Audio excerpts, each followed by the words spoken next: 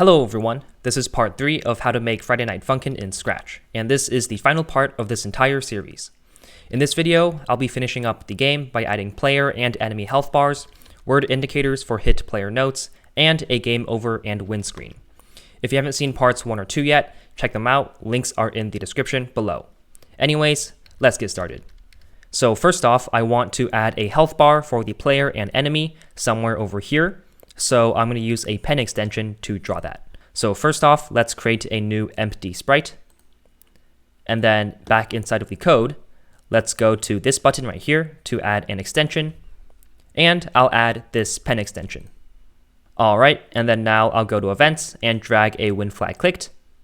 And then I'm going to go to variables and create a new variable. And I'll call this something like health bar width. And then click OK. And right under the when flag clicked, I'll set health bar width to something like 100. And then I'm going to go to events and drag a when I receive, start game. Then I'll draw in the health bar. So first off, inside of the pen, I'll first clear the entire screen. So I'll erase all. And I want my health bar to have sort of a black outline. So to do that, I'm going to first set the pen color to a black color. And then I'll set the pen size to something like 10. And then after that, I'll drag a pen up. So after this block, the pen won't draw anything. And then I'll go to motion and grab a go to XY block and put it after the pen up. And then inside of this X, I'll go to operators and grab a multiplication operator. And then inside of variables, let's grab that health bar width variable, put it on the left side, and multiply it by -1. All right, and then inside of the Y, I'll put in something like -160. So the health bar should be around here somewhere. All right, so pretty much all we've done so far is that we moved the pen to somewhere over here, and then now we can start drawing our health bar. So to actually draw the health bar, we have to grab the pen down block, and then that way any block after this block will now draw with the pen. And then I'm going to right click duplicate this go to XY block. And instead of health bar width times -1, I'll just do health bar width. And then I'll keep the same Y position. All right, and now if we try it out, then as you can see, we have a black line over here. And if I try increasing our health bar width to something like 120, then as you can see, our black line sort of increases in length a tiny bit. All right. So this is the outline of our health bar, and now we want the actual color inside of it. So I'm thinking to make the player's health bar a green color and the enemy's health bar a red color. So I'll start with the player health bar. So I'm going to first set pen color to a green color. So something like this. All right, and then after that, I'll drag a pen up. So I don't want the pen to draw anything just yet. And I also want to drag a set pen size to block, and I want to make this number less than this number over here because we want the black outline. So we need a thinner pen inside of this black bar. So I'll try something like pen size to 5. And then I'll actually drag this before the set pen color to and pen up blocks. And now I'll go to control and drag a forever loop. And I'm going to actually put these 2 blocks inside of the forever loop. All right, and then after that, we're pretty much going to draw the player health bar first. So I'm just going to copy this go to XY block. All right, and then I'll take off these blocks over here. And then I'll drag this right after the pen up block. And I'll keep these numbers the same. And I'll also keep this pen down and this block the exact same. All right, so this is the player health bar part. So if we try it out, then as you can see, we have a green bar with a black outline. All right, and now we want to draw the enemy health bar, which is going to be the red bar inside of here. So to do so, I'll just right click and duplicate these blocks inside of the forever loop, and then put it right after.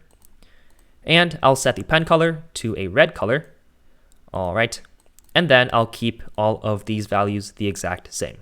However, on the last block, instead of health bar width, we actually want to put whatever health the player has. So actually, let's create a new variable, and I'll call this something like player health. Okay, let's do player icon X position instead. All right, and then click OK. And then let's drag this inside of the X.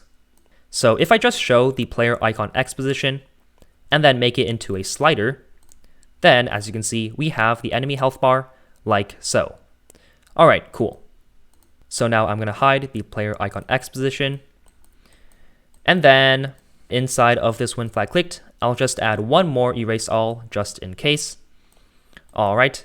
And now I actually want to add the player and enemy icons onto this health bar.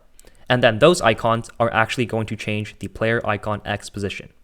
Okay, so first off, let's go inside of the player icon. And then I'll go to events and drag a when flag clicked. Then I'll go to looks and hide. And I'll go to variables and set that player icon X position. And I'll just set it to 0 for now. And then after that, let's go to events and drag a when I receive, start game. Then I'll show the icon. So I'll show it. And then I'll go to control and grab a forever loop, drag it after the show. And I'll always make the player icon follow the player icon X position variable. So inside of motion, let's drag a go to XY. And let's go to variables and drag our player icon X position and drag it inside of the X. And for the Y, let's make it the same Y as our health bar sprite. So in that case, it's sprite 1. And actually, I'll just name it something like health bar. Okay. So our health bar Y position was negative 160. So I'll make the player icon Y position also negative 160. All right, so if we try it out, then our player icon should show and it should be in the middle of the health bar, like so. All right, cool. However, it is a bit too large, so I'll go to looks and grab a set size to 50% and put it right after the show under the when I receive start game. All right, so now we have our player icon, and I think I'm gonna move it up a tiny bit. So I'll try something like Y position negative 156, maybe 157. All right, I think that looks fine. All right, and now I also want the icon to sort of increase in size and decrease in size with the beat. So to do so, I'm going to create a new block, and I'll call this something like beat, and then I'll click OK. And then under this block, I'll just do something super simple, like rest for maybe something like 0.1 beats, and then I'll set its size to something like 50%. And then I'll duplicate this and rest for 0.9 beats, and then set its size to something like 55%. So just a small change. And now to add this inside of the start game, I actually can't put this block inside of the forever loop because I want this icon to always follow this X position. But if I put this block inside of here, then this go to XY block is only going to run every 1 beat because there's these two rest for 0.1 beats and rest for 0.9 beats blocks. So instead, I'll broadcast a new message. So I'll broadcast, and I'll just call this something like play icon beats. And then I'll click OK. And then right after this when I receive start game, then I'll just broadcast this message. And then under when I receive play icon beats, then I'll put this beat custom block inside of a forever loop under this message. All right. And actually, I'm going to rename this with a space. Okay. And then I'll just use that message. All right, cool. So now if I play this project with sound, then our icon increases and decreases in size with the beat of the music. All right. And now we want the icon to go left or right based off of whether the player hit or missed a note. So if the player successfully hits a note, then we want this icon to go to the left. However, if the player misses a note, then we want the icon to go to the right. So to do so, let's go inside of events and drag a when I receive player missed note. Then I'll first go to control and then drag a wait 0 seconds. And this is a bit complicated to explain, but this was similar to inside of our player sprite where we had this wait 0 seconds in the player missed note. But we have to add that as a buffer to prevent missed notes from triggering before the player hit notes. So after this wait 0 seconds, I'm going to go to variables and change the player icon X position by, let's say, 8. So pretty much every time the player misses a note, then this icon is going to move to the right by 8. And then after that, let's go to control and grab an if. And then we want to check if the player icon X position is greater than the health bar width, which means that if this icon is all the way on the edge of the health bar, then we want to set the player icon X position to whatever the health bar width was. And then we want to broadcast game over, because that means the player has no more health left. So let's go to events and broadcast a new message. And I'll call this game over. And then click OK. And then we should be good for this message. And I'll add the code for the game over later, but for right now, let's work on the icons. All right, so after this player missed note, let's right click and duplicate this. And do the same for the player hit note. So that's just player costume change. And then for this one, we don't want the buffer block or the wait 0 seconds. However, instead, let's go to control and grab a stop all block and change this to stop other scripts in Sprite. And then I'll drag this right after the when and receive player costume change. All right, and then after that, let's change player icon X position by -8 instead of +8, because we want the icon to go to the left. And then after that, let's check if the player icon X position is less than health bar width times -1. All right, so that means if the icon is on the very left edge of the health bar, then we want to set the player icon X position to health bar width times -1. And then instead of broadcasting game over, let's just drag this after the if. And then we want to broadcast the player icon beats message. All right, so the icon isn't really going to broadcast any message once it reaches the left of the screen, because that just means the player health bar is full. All right, and now one last thing I want to actually change is that I want to move this forever loop under a when I receive play icon beats. And that's because I stop everything in the sprite when the player hits a note, and then I broadcast this again. So we want to make sure that the player icon follows the player icon X position after this player costume change. All right, so now if I try it out, then as you can see, we have our player icon, and it goes to the left when I successfully hit notes. All right. And it should reach the very left and not move anymore if I try hitting more notes after, like this. All right, as you can see, it's on the very left. And if I miss notes, then it moves towards the right. All right, cool. So now that our player icon works, now we can start working on the enemy icon. So inside of the enemy icon sprite, I'm going to grab a when flag clicked, then hide it, and then I'll go to control, or actually events, and broadcast a when I receive start game. Then I'm going to go to looks and show it. And for the enemy icon, I actually want to also make it increase and decrease in size, and also follow the player icon X position. So inside of events, let's drag a when I receive play icon beats. Then I'll go to control and drag a forever loop. And then I'll go to my blocks and create a new block. I'll call it beat, and then click OK. And I'll drag the beat block inside of the forever loop.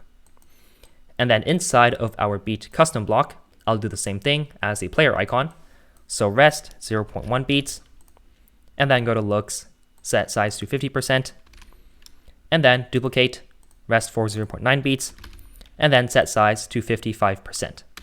All right, and I also want to drag a set size to 50% right after the when I receive start game. And now I also want to copy this play icon beats for the go to XY. So inside of the motion, let's drag a go to XY block. And let's go to the player icon X position and Y position -157, which was the Y position of the player icon. All right, and now if we try it out, then one problem I see is that the player and enemy icons are on top of each other. So to fix this, we can easily just go to operators and grab a minus operator for the enemy icon, because we want the enemy icon to be on the left of the player icon. So I'll try something like -30. All right. And then for the player icon, I'll just leave it as is. Alright, so let's try it out. And now, as you can see, we have both the player icon and enemy icons. Alright, cool.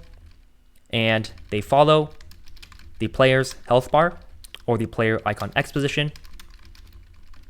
And everything seems to work. Alright, cool. And now for the player icon, I want to actually make the game end once I broadcast this game over message.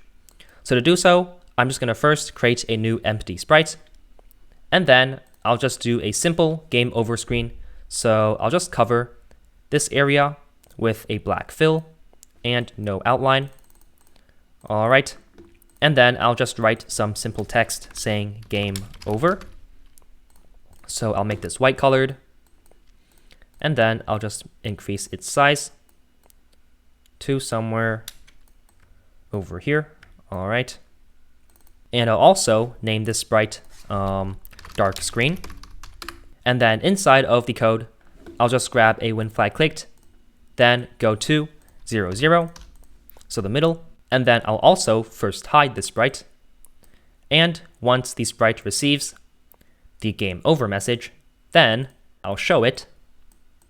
And I also want to stop all of these sprites once the game over message is broadcasted. So first off, inside of the player sprite, I want to drag a when receive, game over, then stop other scripts in sprite. And then I want to copy this message inside of all of the rest of my sprites. So I'll just drag and drop inside of the sprites, and the blocks should copy over. All right. And now I should have this block in all of my sprites. Okay. And now once the game is over, I also want the music to sort of fade out. So the backdrop controls all of the music. So I'll just go inside of the stage backdrop. And then I'll just drag a when receive, game over. Then I'll just go to control and grab a repeat loop. And I'll just do something like repeat 20 and then go inside of sound. And then I'll change volume by -5. And then I'll grab a stop all sounds block right after. And then after that, I'll go to control and I'll just wait 1 second. And then I'll go to sound, and then I'll set the volume to something like 80%. And I'll play the game over sound that we have inside of our stage sprite, which is our game over music. All right. And one more thing I want to do is that inside of the game over screen, I also want to create a new variable. I'll call this something like game over, and then click OK. And I want to set game over to yes after it receives the game over message. And of course, I also want to set it to no once the game starts. All right. And then inside of the arrow sprite, since I have these when up arrow, down arrow, left arrow, and right arrow key pressed messages, I have to drag an if and check if game over is equal to no.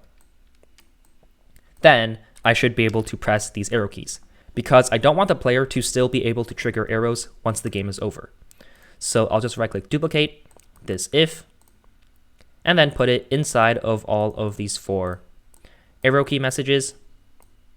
And now the game over should work. So let's try it out. So once a player misses completely, which means that the health bar is to the right,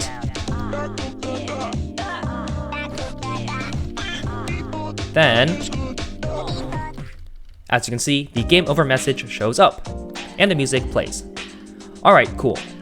So now obviously I want the screen to go to the very front, and I also want to display the player's score.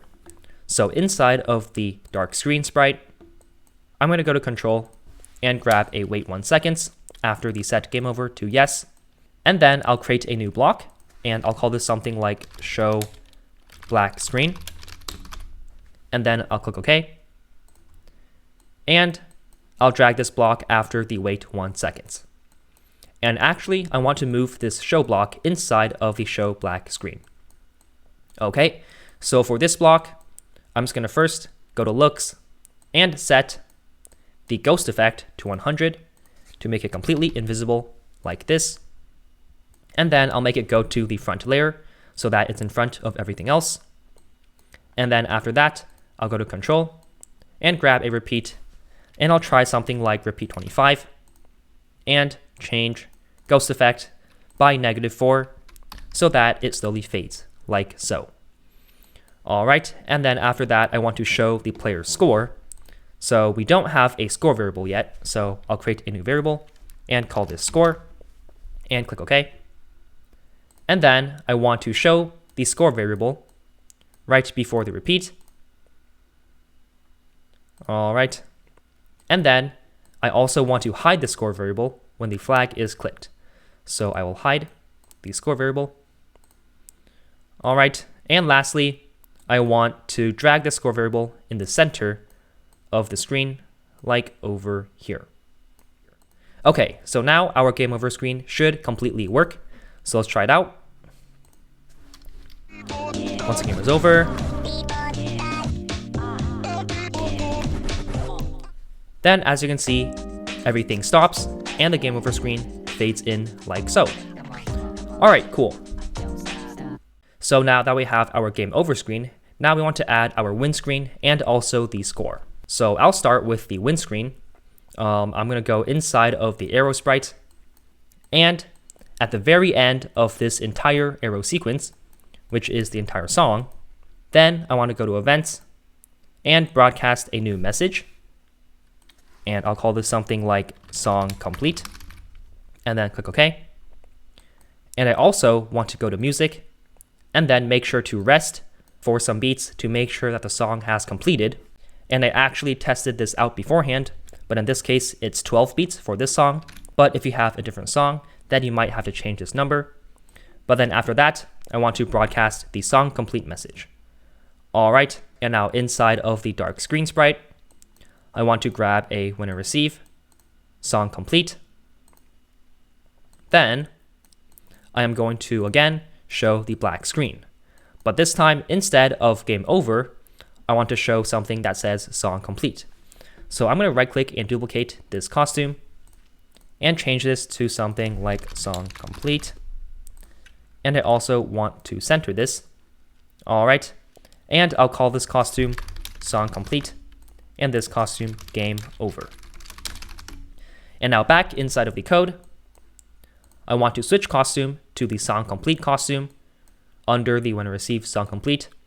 And then I want to switch costume to the game over costume under the when I receive game over.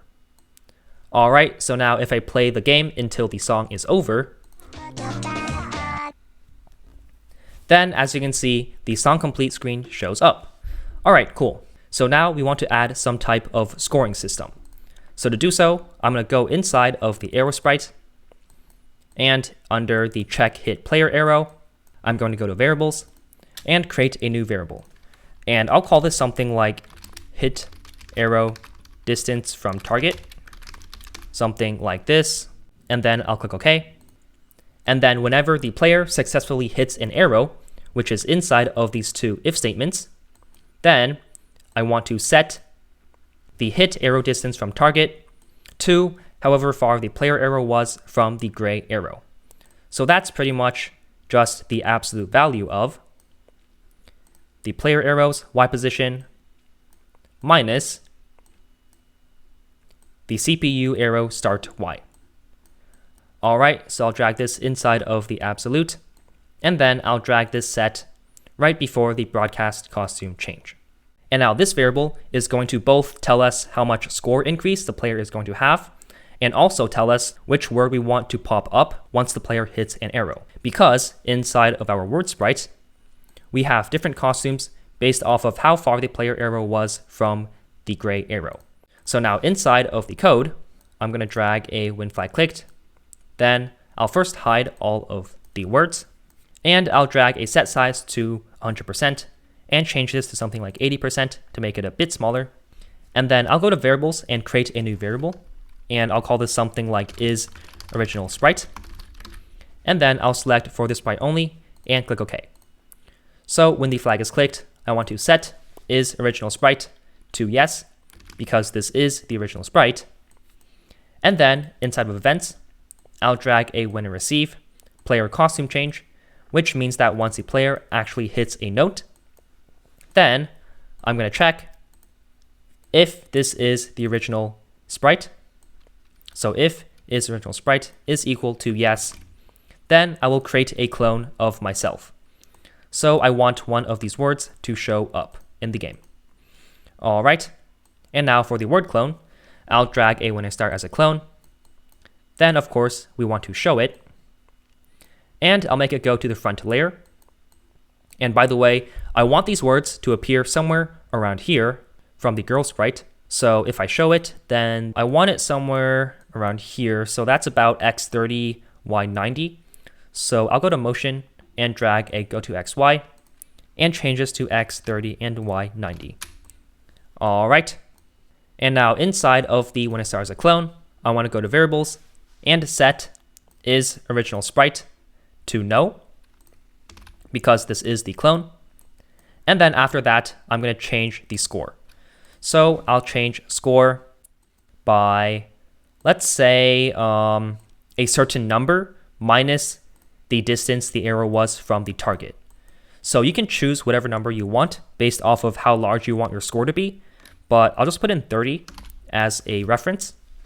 And then after that, I'm going to go to control and drag an if else. And now this is going to be the word costume changing part. So if the player arrow was super close to the gray arrow, so I'll just do something like if the hit arrow distance from target was lesser than or equal than the arrow move speed, which if you remember, we set to 6 inside of the stage. So if greater than arrow move speed, but then since we want it to be if it's lesser than or equal to, then I'll just drag a not operator. All right. Then I'll switch costume to the sick costume. And then else, I'll just right click duplicate. If the hit arrow distance target was greater than the arrow move speed, let's just say times 2. Then I'll switch costume to the good costume. Else, I'll just switch costume to the bad costume. Okay, so you can play around with these numbers. So you can make this like times 2 and then this one times 4 if you want like even larger hitboxes. But this should pretty much work like so. And then after that, I'll go to control and drag a repeat. And I'll try something like repeat 20. And I want this word to fade out. So I'm going to first go to motion and increase its Y position by a tiny bit. So change Y by 1. And then to make it fade out, I'm just going to change the ghost effect by, let's say, 5. All right. And then lastly, let's go to control and delete the clone. All right, cool. So that was a lot of code in a short amount of time, but pretty much what happens is that inside of the arrow sprite, we set this variable whenever the player hits an arrow. And then inside of the word sprite, it takes that variable and then changes the score, and then also uses that same variable to determine which costume to change. And then after that, the word sort of disappears. All right, so now if we try it out, then the words should appear based off of the player's distance from the arrow. So as you can see, we have the words, and I'll try to get all 3 different types of words. All right, as you can see, some of them just showed up. All right, and everything works like normal. Okay, cool. And once the song is completed, then our score should show based off of our performance. So the song is almost done. And as you can see, our score shows up. And now the last thing I want to add to this game is, of course, the ready text. So I want the ready, set, go to appear right before the song plays. So to do so, I'm going to go to events and drag a when flag clicked. Then I'll make it go to 0, 0. And then I'll first hide it.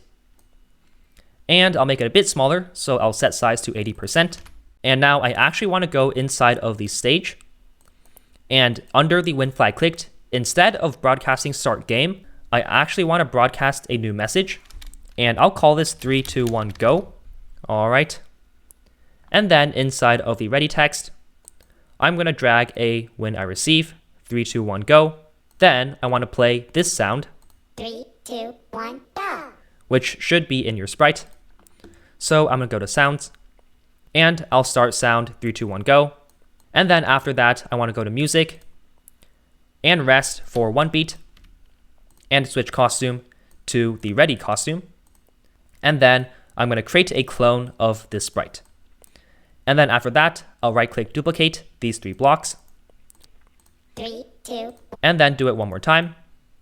3, 2. And then instead of ready for the second one, I'll do set and then go.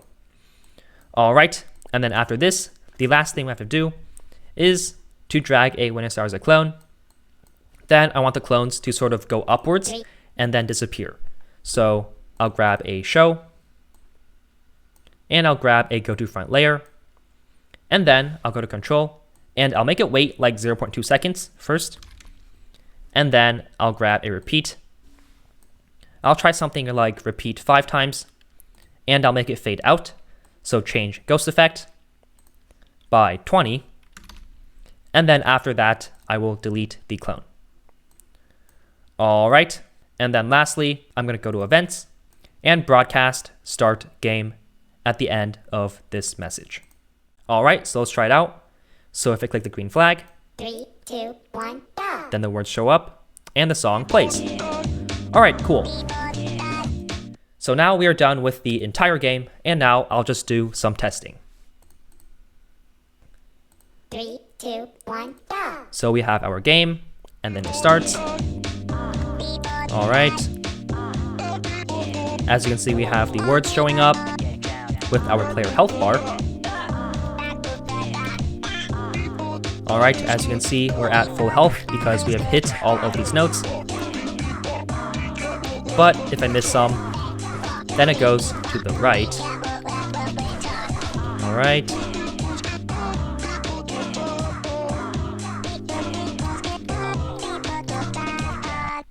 And the song is over, and we have the song complete screen with our score. All right, cool.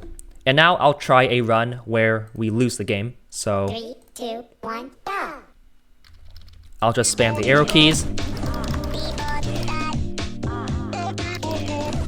All right, as you can see, the game over screen fades in and the game is over. All right. And one last thing I did forget to add is actually inside of the stage, I have to set the score to 0 when the flag is clicked. All right, so let me add that in. And now everything should be perfectly fine. 3, Anyways, 2, that's it for 1, this go. tutorial and for this entire series. If you enjoyed this series, then give it a thumbs up and subscribe too, if you haven't already. By the way, this project is shared on my Scratch file, link is in the description below. Also, make sure to leave a comment and tell me what game series you want next. Anyways, that's it for this tutorial. See ya!